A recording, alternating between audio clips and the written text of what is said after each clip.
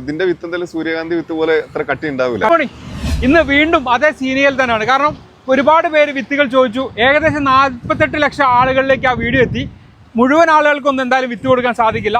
വിത്ത് വാങ്ങിച്ചവർക്കും ചെറിയ സംശയമുണ്ട്. അതേപോലെ ഇനി വിത്തുണ്ടോ എന്ന് ചോദിക്കുന്നവരുടെ എണ്ണവും ഒരുപാട് കൂടുതലായതുകൊണ്ട് തന്നെ നമ്മൾ ചെറിയൊരു വീഡിയോ ആയിട്ട് ചെയ്യാമെന്ന് വിചാരിച്ചു. വിത്ത് വാങ്ങിയവരുടെ പാകുന്ന രീതി നമുക്ക് കാണിച്ചു കൊടുക്കും. ഇങ്ങനെയൊക്കെ ഇവിടെ നമ്മുടെ കേരളത്തിൽ ഉണ്ടാവുമെന്ന് വരെ അല്ലെങ്കിൽ ഇന്ത്യയിൽ ഉണ്ടാവുമോ എന്ന് വരെ ചോദിച്ചവരുണ്ട്. കേരളത്തിൽ ഉണ്ടാക്കിയവരുണ്ട്, കൊണ്ടുപോയിട്ട് ഉണ്ടാക്കിയവരുണ്ട്. പിന്നെ നമ്മളിത് ഓൾറെഡി കാണിച്ചു കൊടുക്കുകയാണല്ലോ. എന്തായാലും നമുക്ക് ആ പാകുന്ന രീതിയും ആ വിത്ത് എങ്ങനെ, പലർക്കും ഒരു തെറ്റിദ്ധാരണ കൂടെ ഉണ്ട്. ഇതിന്റെ വിത്ത് പതിര് പോലെയുള്ളത്, ചെറിയ വിത്ത്. ഇതിന്റെ വിത്ത് എന്തായാലും സൂര്യകാന്തി വിത്ത് പോലെ അത്ര കട്ടി ഉണ്ടാവില്ല.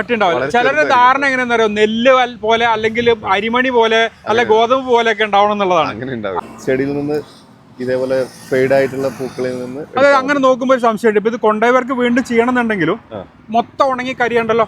വേണ്ട, ഇത് കുറച്ചൊന്ന് കളർന്ന് ഫെയ്ഡ് ആയി കിട്ടിയാൽ മതി. അന്നേരം ഇതിന്റെ ഈ ഓരോ പെറ്റൽസ് പറിച്ചു നോക്കുമ്പോൾ തന്നെ ഇതിന്റെ കളർന്ന് മാറിയിട്ടുണ്ടാവും. ആ സമയത്ത് ഇതിങ്ങനെ എടുക്കുക. ഇത്രയേ ഉള്ളൂ സംഭവം.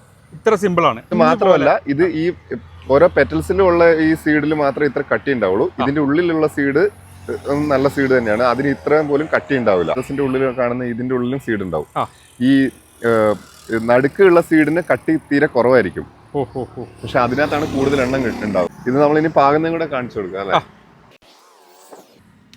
ഒരുപാട് ഇത് ഉണക്കേണ്ട ആവശ്യമൊന്നുമില്ല.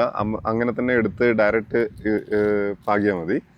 ഈ പാക്കാണ് നമ്മൾ കൊടുത്തിട്ടുള്ളത്. ഈ പാക്ക് ഇതിൽ എത്ര വിത്ത് ഉണ്ടാവുന്ന? ഇതിലൊരു 200 സീഡ്സ്. ഇത് മണ്ണും കുറച്ച് ചകിരിച്ചോറും കൂടി മിക്സ് ചെയ്ത ഇതാണ്.